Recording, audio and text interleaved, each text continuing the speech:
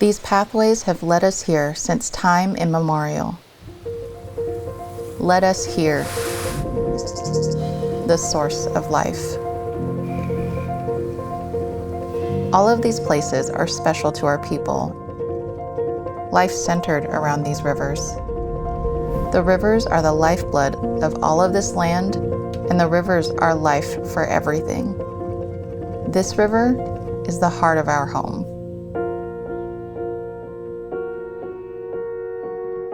In 1855, our tribe signed a treaty to where we have access to all the usual and custom places, whether we want to hunt or fish or go gather berries or just to be out here, we always have access to it. I think the fish brings us together as a community whole too. Like, if anyone needs fish, they always know to ask. They'll always get some fish.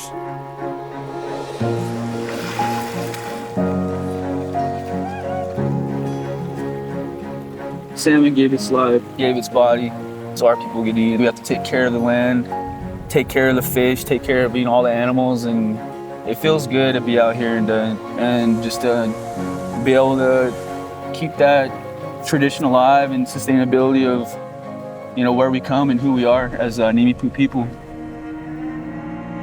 Newcomers arrived here just over 200 years ago, and change came to our ancient landscape in the relative blink of an eye. 4 dams now block the heart of our salmon country.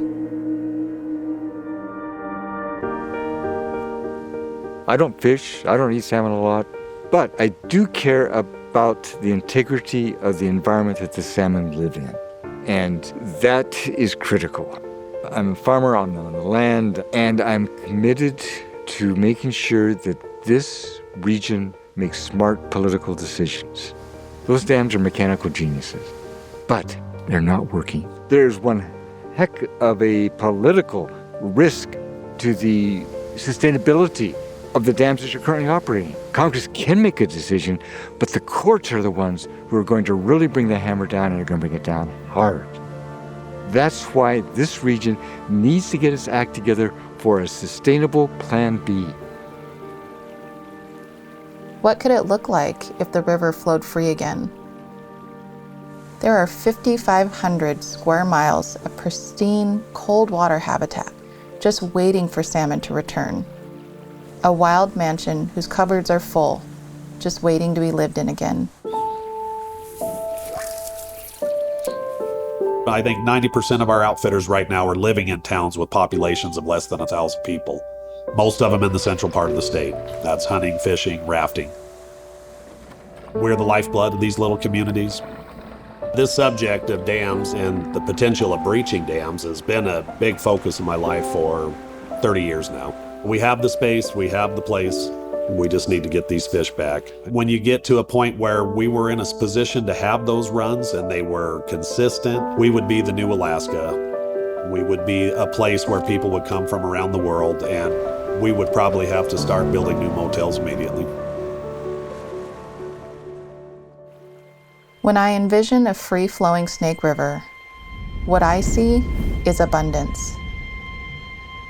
I think we are in the middle of a landscape-level change in the energy system right now because of how cheap and affordable and easy to deploy renewables and batteries are becoming. And that includes wind and solar, but it also includes things like geothermal and potentially down the road, small modular nuclear reactors as well. These 4 dams collectively produce about between 3 and 4% of all of the power that we need here in the Pacific Northwest. That is not a big number. It's not something that we can just get rid of and not replace somehow. But to say that we breach these dams and then instantaneously we have blackouts across the region is just not true.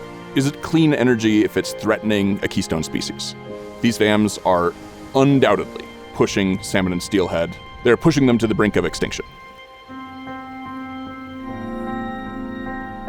What I see is a shared prosperity once more for all peoples here. A regenerative economy supported by the salmon, who keep our ecosystem, our home, healthy and thriving.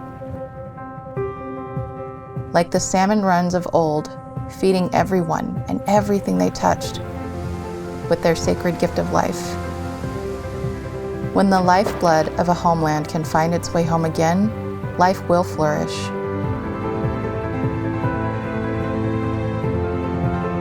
what I see is a community honoring the past, leaning into the future, and as neighbors, celebrating this precious now.